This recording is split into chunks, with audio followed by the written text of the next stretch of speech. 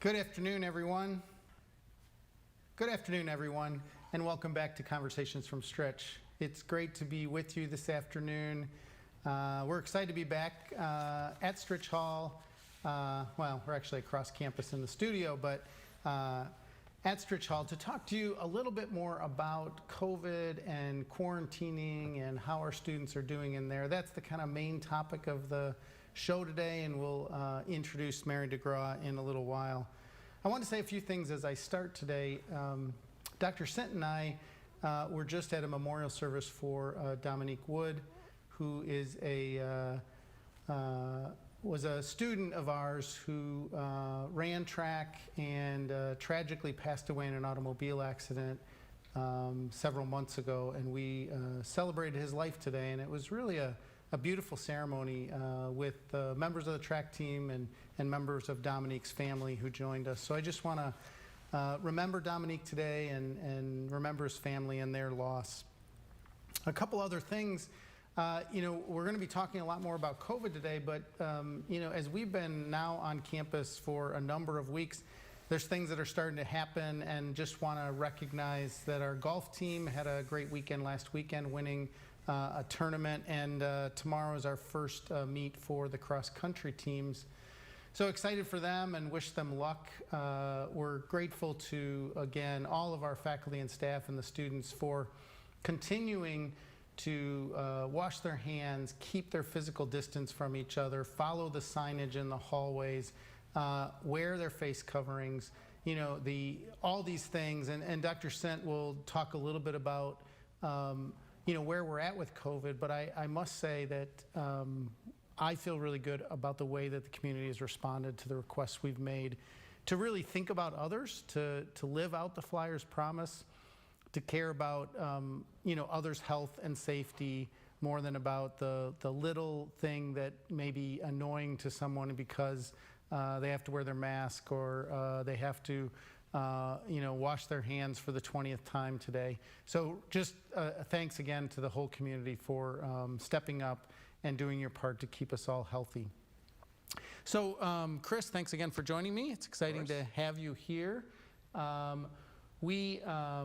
know we're going to be talking more really about the consequences that come with somebody either being a potential positive or a positive case today, and how as a community we're reacting to that. But I know you have a couple other quick announcements, and then you're going to introduce Mary. So welcome again, and thanks for being here. Yeah, thank you. Hi everyone, it's great to be here. As President Livingston said, I'm really excited to be able to introduce Mary DeGraw a little bit in a few minutes to talk about specifically about the way we are supporting students in quarantine and isolation on campus. And first, just a couple things. I want to mention that our Region 7 in the Restore Illinois plan has recently been returned to full phase 4 of the Restore Illinois plan, which means that some of the mitigation efforts across the region have been eliminated. We really did not make a lot of big changes in our plan as a result of that, so everything on our campus is almost exactly the same as it was before, continuing with in the spirit of the Flyers' promise and all of the stipulations and rules that we have in place in connection to that. President Livingston mentioned the big ones, and I just always feel like we have to keep reminding people, especially when we have good news and news about lightening of some of the mitigation strategies. We have to stay vigilant to continue to have the health and safety that we've been so blessed to have these first 4 weeks. So washing hands, face coverings, physical distancing, and I'll just add again how vitally important it has been for everyone to use the Lewis U app and to use it to do that daily health screenings and to do the QR code check-ins as well. It's been really, really helpful.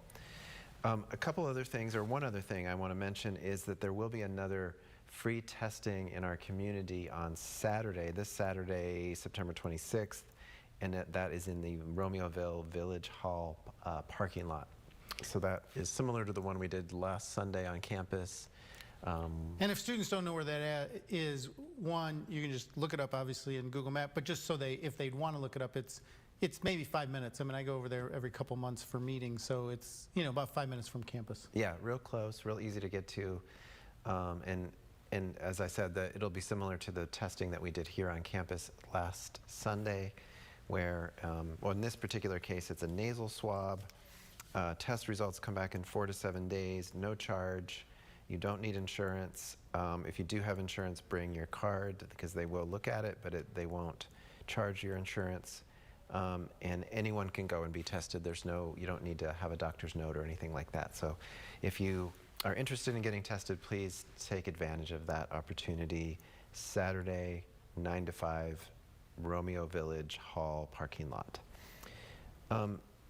Those are my main announcements. I guess I just want to say one other thing. Yeah, well, I was just going to ask you to say one other thing. So why don't you just say it, and I don't even need to do the lead-in. I know a big part of the questions that we're getting and that are lively in our community right now have to do with the spring semester. And so I just wanted to say today that we're really actively modeling, mapping the spring semester, and we will make an announcement about it next week, next Thursday probably. And I guess I also just want to say quickly that it's been, we're at the end of the 4th week, and we're really getting to the point where we're learning. People are being able to really understand and process what they're going through in the classroom, both students and faculty.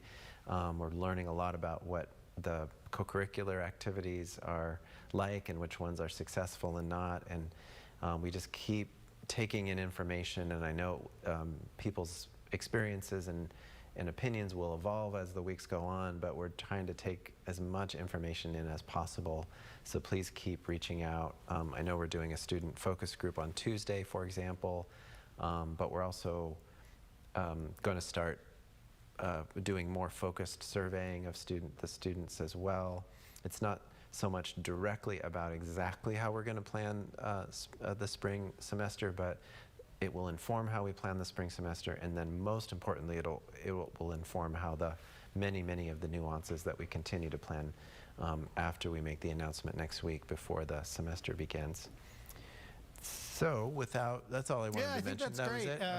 Okay. Just re-emphasizing, I think for the students that are watching, how important it is to get the feedback. Like any relationship, in some sense, the more we can know about what their experience is like, the better that we can transform it into something that's better. Yeah. So, students have relationships with advisors, with people in case, with the chairs of their department. Anybody that you can give feedback, it does kind of funnel through the system of many conversations that are happening as we're going about planning the spring. So at this point, I would love to introduce Mary DeGraw, who is our Associate Provost of Student Life and Dean of Retention. And by way of introduction, well, first of all, hello, Mary. I want to say one more thing before. Hello, Mary. Thank you for joining us. You're here with us. I guess you mentioned that I might give a little bit of an update. Again, our COVID-19 tracker gets updated every Friday at noon-ish. And so it's, these Thursday afternoons are a little bit of a prediction, but things continue to happen. But it looks like if we were going live with it today, there would be an addition of 3 more positive tests, 2 students and 1 member of our staff this week.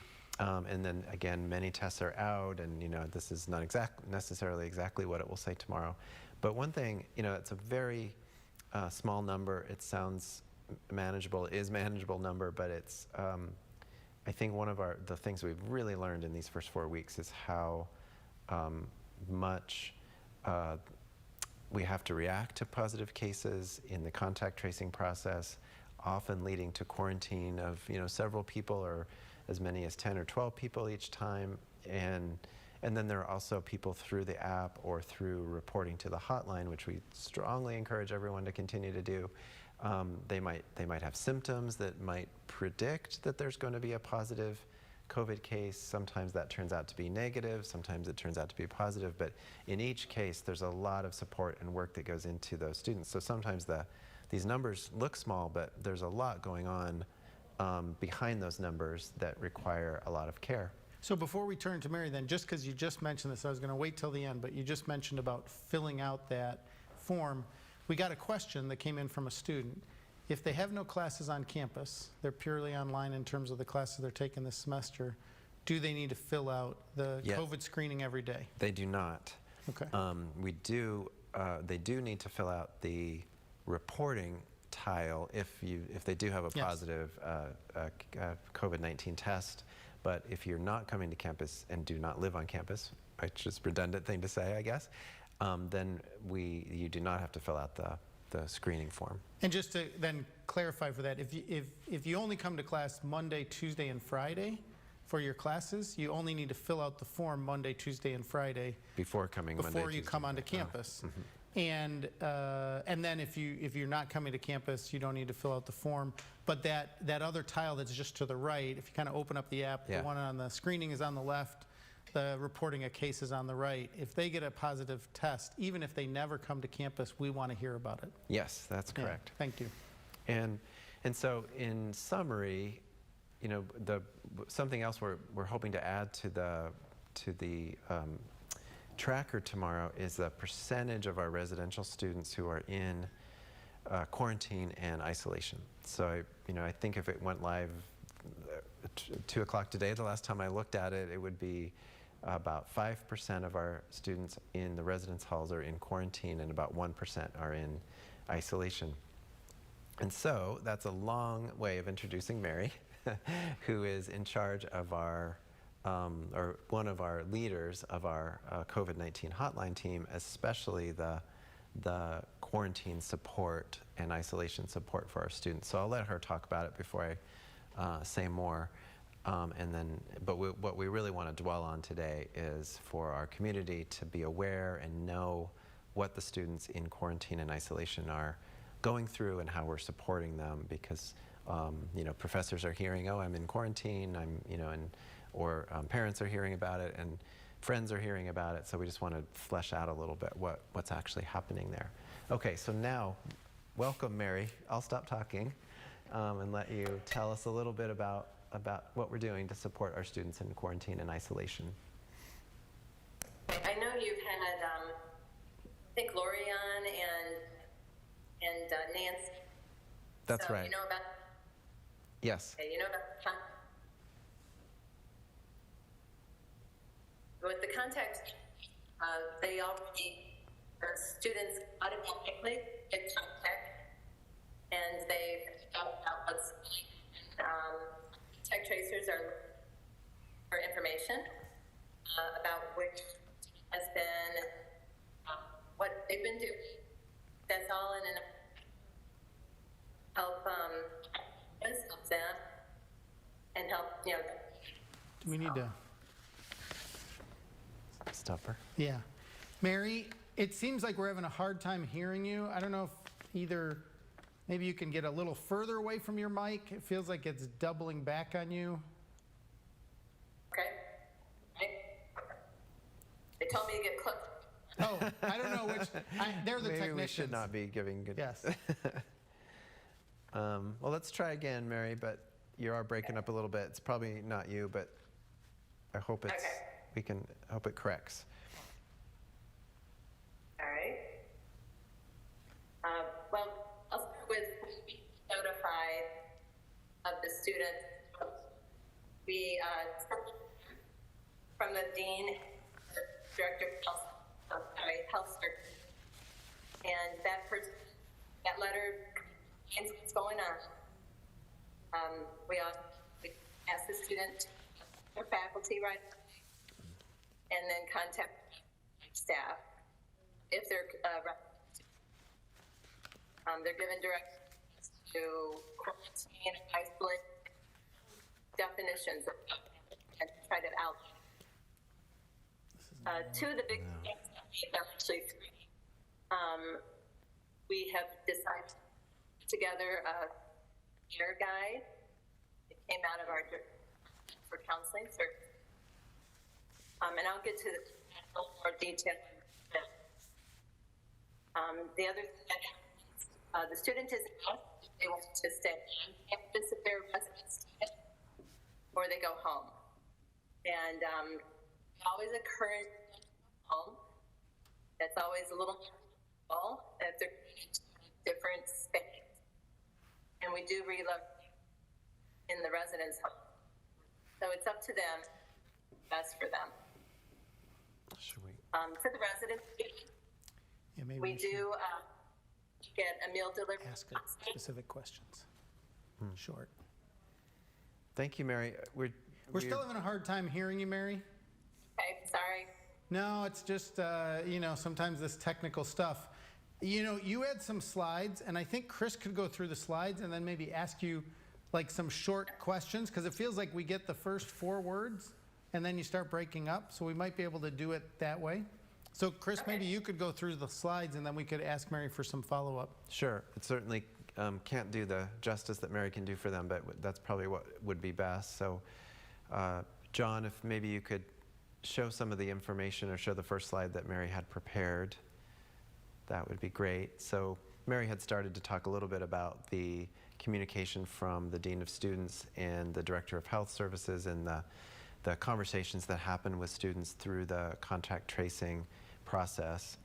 And then the next thing that really happens is that when students enter that situation, they are given a self-care guide, and it's very extensive. It's not something we can share here, but it's a day-by-day guide with advice, resources, and lots of different links and things like that in terms of how students can care for themselves. It's a really rich document, and we'll, you know, if it's hard for Mary to talk about, we might even ask her or others to come back and talk more about that.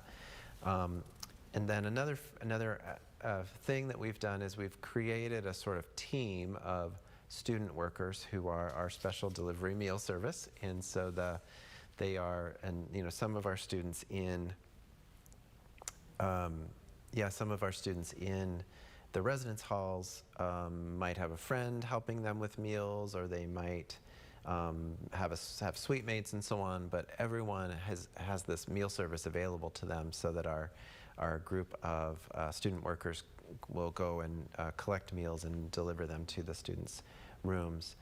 And then we have volunteer callers in our quarantine team who are there really just to be available to our students who are in quarantine and isolation, and who are prepared and trained to ask check-in questions and to really be able to see, you know, ideally see them in a Zoom call or a video conference call or talk on the phone.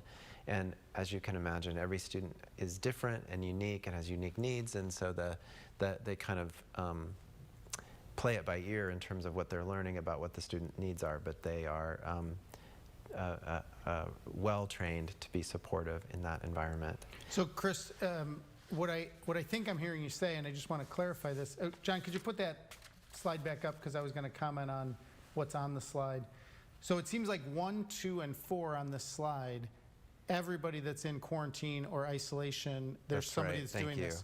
And then and what I mean by that is that Yeah. means whether you're at home in your in your bedroom at home Right. because you live in Schaumburg or wherever, and you're a commuter student, 1, 2, and 4 apply to you. We're going to take care of you. We're going to give you that information. We're going to call you. You're going to get the guide. But we're not going to deliver meal service to Schaumburg. Right, But yeah. everything else is going to be taken care of, and we're really there for you, and we want to hear what your needs are. Yeah, thank you so much for saying that. Yeah, it is everything on that list except for the delivery meal service is for all students in quarantine.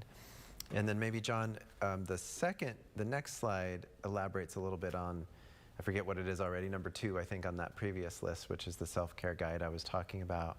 And I really hope in the next 2 or 3 weeks we can maybe do a whole show about the counseling services, because it's been such an incredibly important part of the university's response to COVID-19 since March, in terms of the way our counseling services staff have been supporting students through appointments and learning to do it virtually and so on. So that's a overall context, but the Department of Counseling Services has developed the guide I was mentioning before, and we just gave one example of many of the things that they suggest, which include continuing to exercise, and then offering other daily possibilities like meditation, and just things to be thankful for, being attentive to sleep, and tracking happiness and things like that. So important when you're in an isolated situation. So it's really just a set of reminders about those things. Yeah, I think that's great. And this whole thing that you and Mary's whole team are able to do, it's got to be incredibly difficult for somebody to be going along and doing their normal thing, and then all of a sudden somebody gives them a call and says, because of contact tracing, you're going to have to be in quarantine for the next 14 days. Yeah. Their world turns upside down, and that's why this whole set of things seems so valuable. And I'm really grateful to you and Mary for coordinating it. So we're going to try to see if Mary's mic is working a little bit better. So if we can come back to you, Mary, and we're up to, and maybe you can try the mic by telling me if I got any of this right or wrong in terms of the way I summarized it. Do you want to, so is there anything you want to add to what I've said, or offer any adjustment to what I've said? They were instructing me to turn the mic down, so I really didn't hear too much. Sorry. Oh, that's great, but we can hear you great now. We can hear you perfectly now. Yeah. Okay. So I think the main thing we have been talking about so far is sort of the psychological or the counseling support, and just a kind of general guideline of the way that we're trying to recognize that each student is different and has different needs, but also be there and be really listening to what those needs are. And maybe you could just talk a little bit about how we prepare the team of people who are making those phone calls and connecting with the students while they're in quarantine. Yeah, most of the volunteers are professional staff. Is that okay? It's great. Yeah, no, we can it's hear you great. just fine. I send them a list of questions, and they have a group of about 10 to 15 students that they'll follow during the time they're in quarantine or isolation. So we try to get them connected a couple of times, because we also have some of the contact tracers that will be following up with the students in quarantine and isolation as well. We also give them lots of opportunities for other access to many of our staff members. I don't think that they see them deliver the special delivery people on a regular basis, because they come when the food is ready and drop it off. But we do spend time, we ask them how they're doing when we do make these phone calls, if they need any assistance, if they're in need of anything, if they're making sure they're eating, making sure they're sleeping, because those are two key things to keep them healthy. Making sure that they're connected to their classes. A lot of the faculty are working with them to do some online version of the class, and many of them still have online classes or sessions that they can attend to. So we're making sure they have their Wi-Fi connected, they have their computers, they have their books, and anything else that they need. I know we've had people deliver Tylenol if they need that. Thermometers they're given to keep track of their symptoms, and ways to just keep in touch with them on a regular basis, just to say hi. We also encourage them to do outreach to their friends, to their family, and that's through that self-care guide. So there's another slide, Mary. The next slide has kind of a day-by-day checklist. This happens to be day 2 that's on the slide, but maybe if John could bring that up, you could talk a little bit about, my sense is there's a 14-day checklist because most people are in quarantine for 14 days. So this is just one example of a day, but maybe you could walk through how this is used by the people that are doing the checkup on our students in quarantine. Oh, they ask them about the meals, like I mentioned, and sleeping, and just making sure that they're taking care of themselves, that they're in a good place. All of our students we've contacted so far, and they might have a few needs, but they all say things are going well. They're connecting to their classes, their families. The physical activity, it's probably a little difficult for that one, but we do provide links to free types of exercises they can do in their space, in their room. Most of them are in a single space, so they can do that on their own, but we don't want them leaving their room, so it's pretty confined. Meditation and journaling, we suggest that, looking for things that you can appreciate, things that make you happy. One of the first things we ask them to do in the self-guide is to put together a playlist of songs that are motivational, songs that make them happy, and things that they might remember. Checking on schoolwork, of course, especially if they're up to it, and we don't want them doing physical activity if they're not feeling well. The other activities are just self-care, like the mindfulness. A number of people are doing that. We've had a few sessions throughout the time that I've been here from counseling services, and I think there's some other faculty that are have the credentials in order to sponsor those activities. But just coming and relaxing, feeling comfortable in their space, and any remote social time, and the just for me time at the end there is just focusing on yourself and just realizing, and we're hoping that the students for the symptoms will understand their own bodies and know when something isn't quite right and if something is starting to change for them, so that they can let us know and then we can get them help. So Mary, that's really great. Can you talk to me a little bit about, I know you've been in touch with some of these students and you're in touch with all the people who are in touch with these students, but I guess I'm wondering, and I hope this, maybe it's too idiosyncratic, it's too individualistic, but is there kind of a pattern? It feels to me like if I was in this situation and I wasn't overly sick, I was being quarantined, but let's say I'm not even, I don't have the virus and I never have any symptoms because I actually don't have it, but I have to be in quarantine for 14 days, which many of our students in quarantine, that's the situation they're in. Could you talk kind of about the psychology of, I don't know, day 1, day 7, day 10, day 14? Because it feels like when I get to day 14, I'm going to be really excited because I know tomorrow I get let out, so to speak. But is there a point at which they're at their lowest, and do we have, they're most anxious or they're most like feel pent up because they can't really see the light at the end of the tunnel? I don't know if you've seen that. This is me, because I haven't had to go into quarantine, maybe putting my own issues onto people, but I'm just wondering if you've seen kind of a pattern and how we're trying to address that. And maybe even talking to people after they get through quarantine to hear a little bit about their total experience.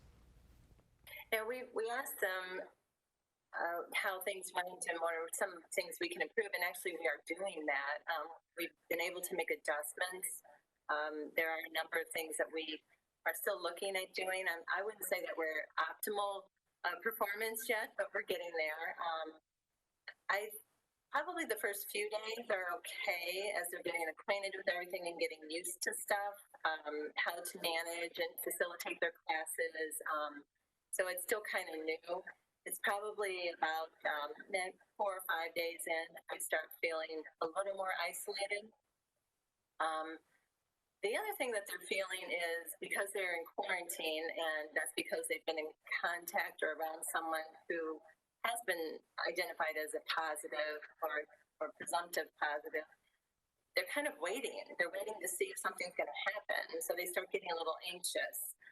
And we want to make sure that they understand. That's where I was saying before, that they start understanding, this is their body, and this is normal. This is how I would normally feel at allergy season, or if I'm ate something that didn't agree with me or something to that effect. I mean, they just get to know and they kind of watch what they're doing. They watch their temperature. They're, take it regularly, and they just take care of themselves. So I would say probably about 4 or 5 days in, and then that's when we start checking with them as well. The contact tracers have already been in contact with them. We have parents that call us as well as the students. So again, it's just trying to help them. But they're in a confined space. They're in their rooms, and most of our residence hall rooms aren't that large. So that's why we do encourage them to go home. It's a little more freedom, I think. Yeah. I hadn't thought about it, and go ahead, Chris. Oh, yeah, I was just going to say it's a really interesting, summary of perspective on that. I want to bring up something else, Mary. You mentioned talking to parents. You mentioned engaging in social media lives and so on. I know just from talking to you a lot and working with this situation that there are a lot of other people involved as well in contact with the students, their advisors, their faculty, their athletic coaches if they have them. Most students have some other people in their lives connected, or all of our students have other people in their lives connected to their Lewis experience, and so they're also engaging, making phone calls, checking in, through phone or email or so on. So there's that kind of support structure as well that we're providing. But I want to ask one question that came through is, our student support services like academic support, tutoring, things like that, we do it in person here by appointment, but we also have a lot of time under our belt doing it remotely for people who are not in quarantine. So I'm assuming that students have access to tutoring services and other support, especially during this quarantine time. I don't know if you can say a little bit about that. Oh, yes, they would. Certainly, we would put them in touch with with the tutors up in Case in the academic services area, so that they can get some help if they're struggling with the class. The faculty have been very, very flexible working with the students. The students contact them, and the faculty have been very, very flexible and generous with the ability to help the students get caught up and to stay engaged in the classes. So counseling services would be another resource that they would be able to use.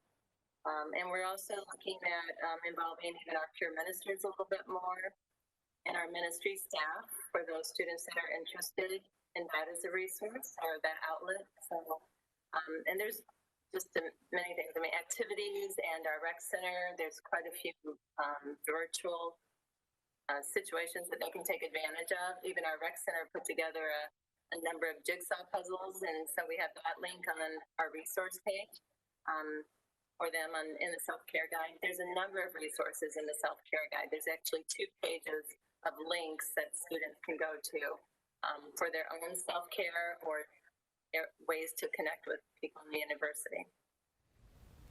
Yeah, it's a really extraordinary document. Every time I look at it, I keep thinking, it will have other practical uses to us in the future. It's an incredible resource guide and a great set of advice about how to take care of yourself. And we hope that we have better circumstances to make use of all those great resources in the future.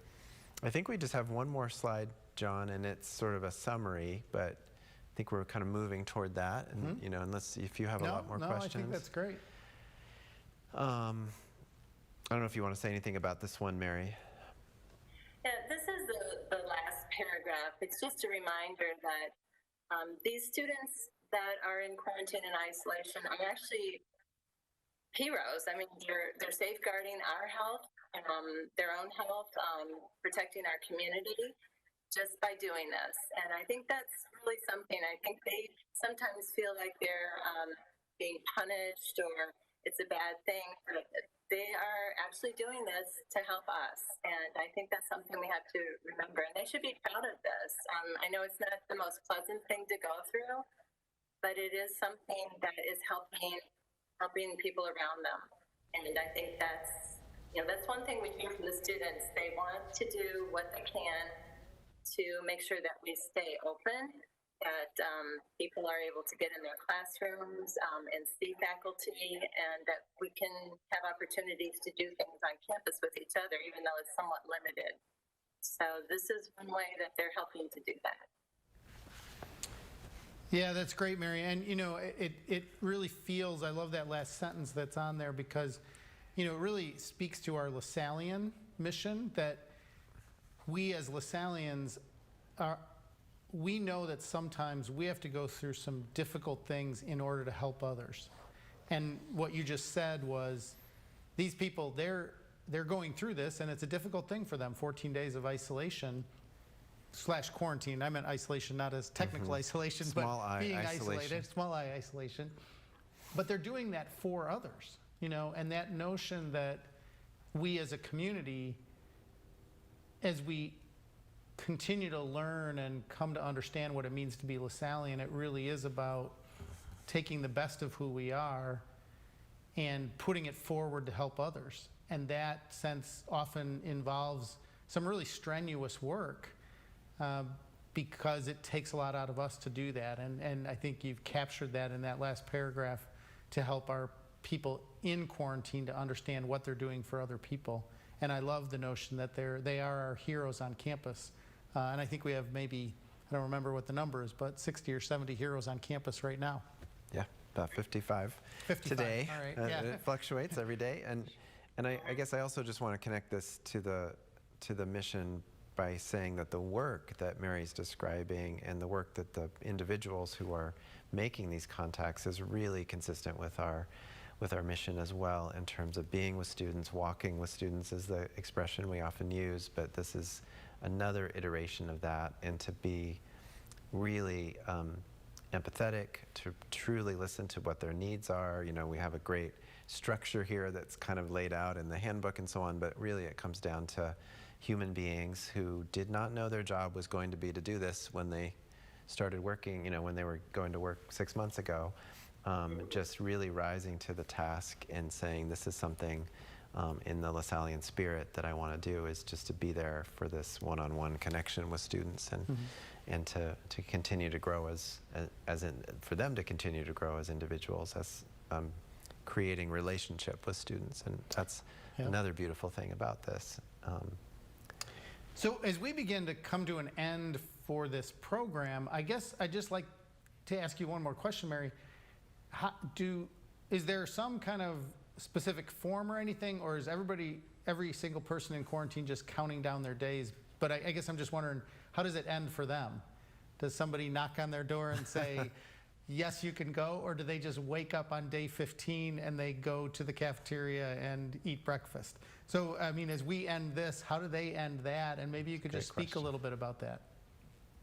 Yeah, most of the time they know when their days, when their time is over. Not surprised. We do try to get to them for transition. Our callers are still calling even the day of or the day after they're out of quarantine, just to check on that transition.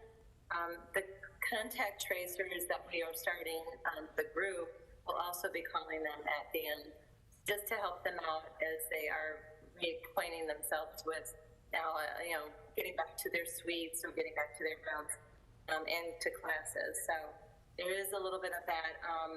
They always are able to contact us, of course, and so we do try to reach out to them to help them out. We've actually had some that want to stay where they are because it might be a little quieter, but that's, tell them they have to go back to their rooms.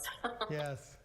No, that's great. I just want to say one more thing before, as my final comment, which is that I really appreciate that Mary said, that the team is talking to people as they're leaving, not only to make sure they're transitioning well, but also to learn about what we can do to better support them and what would have made the experience better. And we continue to, just like we're doing in the classroom, like we're doing with co-curricular activities, this is another example where we really want to hear. If there are students in quarantine right now watching this, for example, and you're thinking, oh, I wish, it's not as perfect as they're making it sound, and please let us know. And we are really interested in hearing about the experience and in making it as positive as it can possibly be. Yes, no, I guess I'll just, my last things will be thank you to you, Mary, for joining us and for all your work in, keeping our students, upbeat and positive throughout their quarantine experience. I think that's such a gift to the university, so thank you to you and your team. And it's been a pleasure to be with everybody else on this show today, so thank you, Dr. Sint. Thank you again to all of our people in the studio for making this possible, to the students who are making it possible for us to come to you, who are learning how to produce shows. And we just, again, want to wish all of you a really healthy and safe week, and many blessings on you and your family.